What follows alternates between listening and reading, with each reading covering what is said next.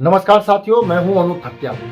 साथियों, उत्तराखंड की अस्थायी राजधानी देहरादून की शांत घाटी में एक चौंकाने वाली खबर सामने आ रही है। साथियों, देहरादून माल देवता इलाके में एक रिजॉर्ट मालिक ने अपनी मनमानी के चलते न सिर्फ कानून को ताक पर रख दिया है, बल्कि नदी की धारा तक मोड़ डाली है। सोचिए कि एक नदी का रुख सिर्फ इसलिए बदल दिया गया ताकि करोड़ों का रिजॉर्ट वहां पर बनाया जा सके, और इस मनमानी का नतीजा कुछ ऐसा निकला जिससे किशनपुरी बनवाली इलाके में 150 मीटर लंबी सड़क नदी में बह गई, और इससे सरकारी संपत्ति को 6 करोड़ से ज्यादा का नुकसान तो हुआ ही है, साथ ही इससे पहाड़ की नाजुक परिस्थिति को भी एक बड़ा झटका लगा है।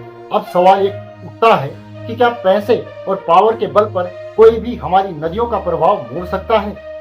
लेकिन इस बार मामला देहरादून जिलाधिकारी सविन बंसल के पास पहुंचा, और फिर मौके पर पहुंचे जिलाधिकारी ने साफ शब्दों में कह दिया कि नदी को अवैध रूप से मोड़ने और रिजॉर्ट निर्माण पर सख्त से सख्त कार्रवाई की जाएगी। इसके लिए उन्होंने उच्च स्तरीय जांच के आदेश भी दे दिए हैं, और साथ ही साथ चेतावनी भी दी है कि पर्यावरण से खिलवाड़ करने वालों को बख्शा नहीं जाएगा।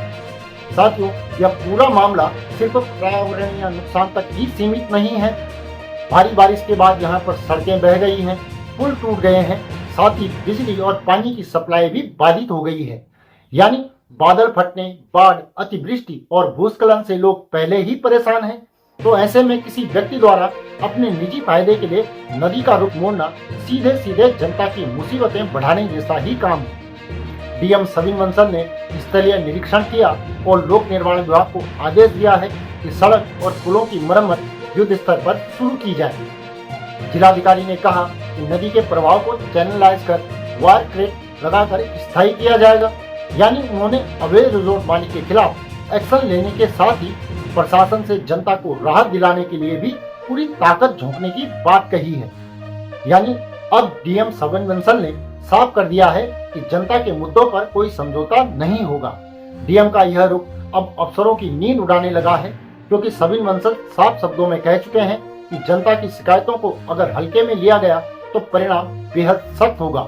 चाहे अवैध शराब कारोबार हो, खराब सड़कें हो, या फिर पेयजल की टूटी हुई लाइनें हो, हर विभाग को उन्होंने सख्त हिदायतें दी हैं।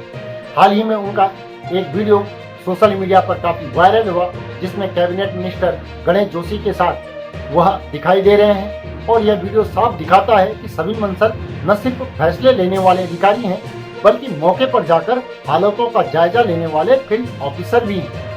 वहीं माल देवता का रिजॉर्ट प्रकरण भी ये दिखाता है कि प्रशासन अब आंख मूंद कर नहीं बैठने वाला।